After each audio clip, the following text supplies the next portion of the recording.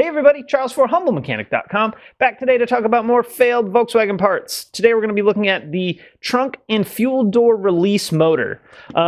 Quick tech tip, before you start shooting video, make sure you plug your microphone into the camera, because this is like the third time I've had to shoot this video. So maybe I'll post that video on an outtakes where it's just got no audio and all you do is see me holding this up and, you know, my mouth moving. But all right, before we get rolling, let's talk about the sponsor of the day, which is DeutscheAutoParts.com. These guys are the Volkswagen Audi parts experts.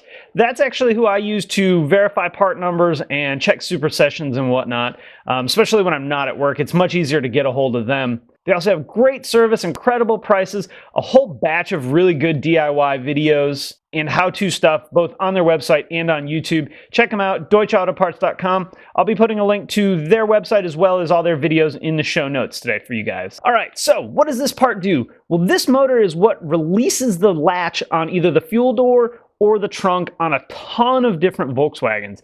Basically, if there's a button in the door, this is probably what your car has. So basically, it pops the fuel door or pops the trunk. So how does it work? When you push your switch, power is applied to this motor.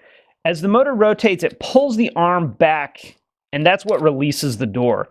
While the motor's rotating this nylon gear here, it also winds up a spring inside of this red piece. By the time it gets all the way back to the travel, as you can see, it stops, and then the spring tension is what rotates it and pushes the arm back out. And that's what gets this piece ready to relatch the door or the trunk. How does it fail? Well, it can fail in about 5 different ways.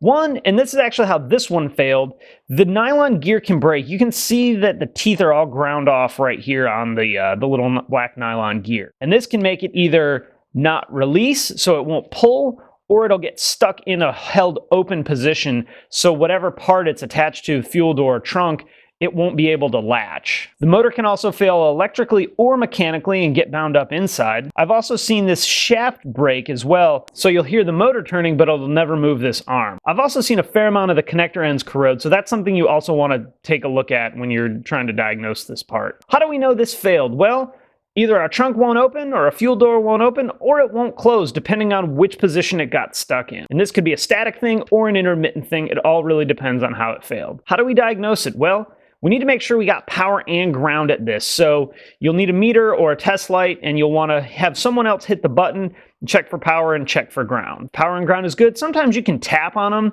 and get them to work again, depending on how they failed. If the shaft inside of here broke, you know, it's never going to work again. But if that was the case, you'd probably hear the motor turning. You can try and repair these depending again on how it fails, but honestly, it's not worth it, because if you take this apart and fix it and this little gear has a broken tooth on it, odds are it's going to get stuck on that broken tooth again at some point. So when can we expect this to fail? Well, this is usually a higher mileage, higher use failure. So the more you use your trunk, the more you use the fuel door, odds are the more likely this will be to fail. So you diesel customers may have a leg up on this failure. Is it a DIY? Maybe. Some of these are really buried and you got to disassemble the entire trunk to get to them.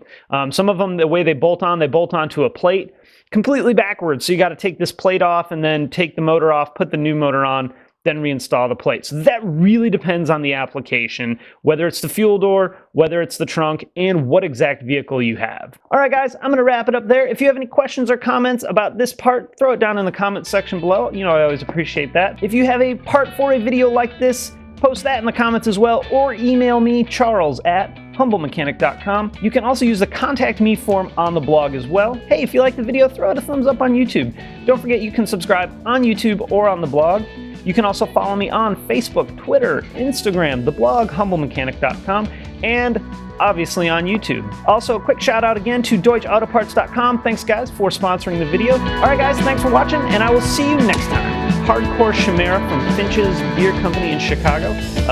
Really great Imperial IPA.